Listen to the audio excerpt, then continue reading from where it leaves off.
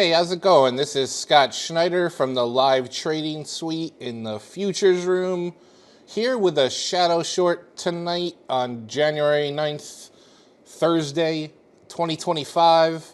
And I know some think it might be a little too late to say it, but I'm going to say it anyway to you guys. A Happy New Year. Wish you all the best in 2025. So we are looking at the ES chart, and I am going to do, I normally put out a briefing before my live sessions, which are in the live futures room 3 days a week, Monday through Friday. And it's Monday, Wednesday, Friday, 9:30 a.m. to 11:30 a.m. Eastern time. So the first 2 hours of the day. And the night before, I always send out a briefing, so how I'm looking at the market and how I'm preparing for the day and anything that I think might be helpful in, going forward. And that gets done, and that's on top of the Peter's pre-market perspective that Peter sends out to all of his subscribers every morning, Monday through Friday at 9 a.m. Eastern time. So I figured give you guys a little sneak peek of what that looks like. And so again, these get to members at minimum 3 days a week, the night before my live sessions. So this is the ES chart, and I'm just going to focus on 2025, Why stick in the past? So we got the 2025 low at the second. We got the high on the 6th. And those are going to be the two areas that I still think we're going to be balancing back and forth between until we get a more confident, decisive move. And the moves have been anything but confident so far to start the year, which is why you'll see all of these, tails. You got tails, so many tails, dojis, buying tails, selling tails, they're all over. Price is presently below the 8 and the 21 EMA on the daily, and that is something we pay attention to. And we also have, the downward pinch that occurred just before the end of the year. So, we carry that forward in our narrative, and we would prefer, for the long-term trend, which has been up for quite some time, to continue. We would like to see price above those 8 and 21s. We'd like to see the 8 get back above the 21, and that would make us, more comfortable with the present situation.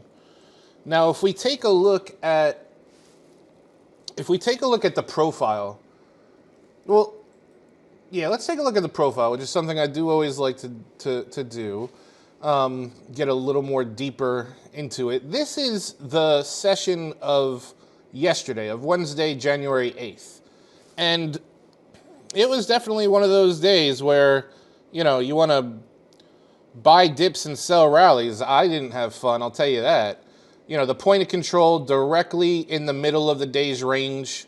So that already lets you know that the most amount of time that was spent in the day was spent right smack in the middle of the range.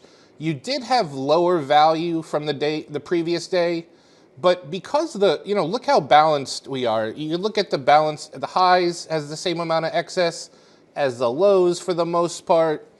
And the bulk of the range was two-sided and occurred in that blue shaded area, which we call the value area, which is 70% of the day's activity. So I would have, for sellers to gain confidence, I would have needed to see more when we got below the low of the 2nd and the 3rd of January. And we just, we didn't really get much. We looked below, this is the days I'm talking about. We had this like double bottom on the 7th and on the 3rd. Close to a double bottom. And so on the 8th, I was looking to see what would happen if we breached the low of the 3rd, which we did. And you could see the volume was anemic. It's very little. And we didn't really get much going on. And it was, could be considered a look below and fail. And then we ended up just balancing back in range, two-sided trade for the rest of the session. So, buyers didn't win out in any respect, but I think if there was ever a time for sellers to capitalize, it would have been, that day, Wednesday, and they could have, the challenge would have been trying to get to the low of the 25, the low of the second, and that just didn't happen. So right now, that's going to be my downward, line in the sand that sellers need to get through to give confidence that change can occur. And then we want to be prepared for a potential quick look below that level and then just fake it back up, look below and fail, which is always something the market will throw at you, and it'll happen very fast. So you just want to mind the tempo. But I do think if we do breach that 58.75 level, there is a chance that we could see some fireworks, because it is, like I said, the low of the year. And sellers are looking for anything right now that could give them confidence, and other participants may be looking for anything that could make them want to maybe, sit on the sidelines for a little bit. Now, because the day was very two-sided, I think inventory, is potentially getting itself a little short in the hole. And, we have a lot of these multiple days from the end of December and January with a lot of overlapping and unchanged value areas. So a lot of back and forth, two-sided trade. And we know that 50% of the participants are going to be proven wrong by the market, And so when that occurs, we want to be able to capitalize. So if it's to the upside, I am looking at these single prints that occurred on the 7th of January. And they are at the 6,006 level is the bottom, and they occurred in B period, and they go up to the 6028. So that's a 22-point range of very light volume and quick price can move pretty quickly in that low volume area. Now, if price, again, similar to what we were talking about the lows, does a little look above and can't get above the 6028 high of the B period single prints, then in the shortest of time frames, sellers would still be technically in control of the auction. So this is a level, 6028, that buyers do need to get back above. And then they would have to get continuation. So then we would want to see us move above the 7th. We got a time virgin point of control from the 6 at 60.56.50, and then we got the high of the day at 60.68. But I would be looking at those single prints as a potential, have an alert set at the 6,006 area, see how price responds when it enters them, possibly, have a responsive trade and the stop just outside those single prints, and you might have to rinse and repeat it, but it is a good range. And in NQ, has a very similar situation in terms of the single prints that I would like to point out to you. And that is also from the 6. The 7th of January.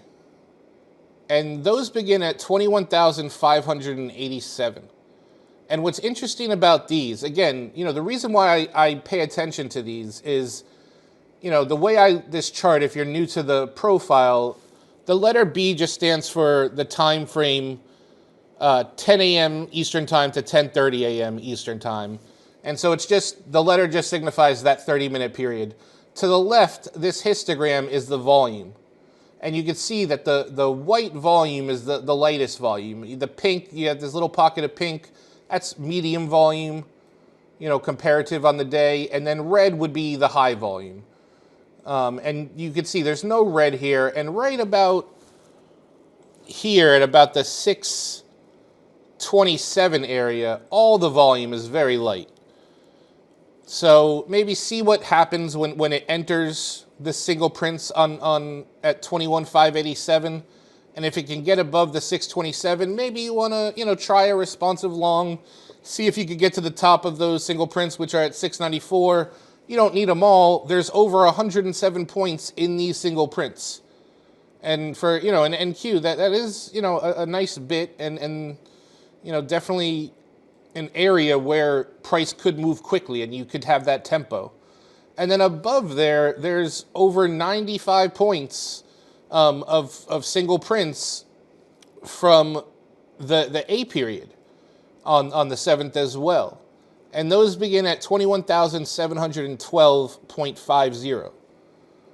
And they go to the high of the day at 806. Now, that's not considered a distribution because it takes place at the higher or the low of the day.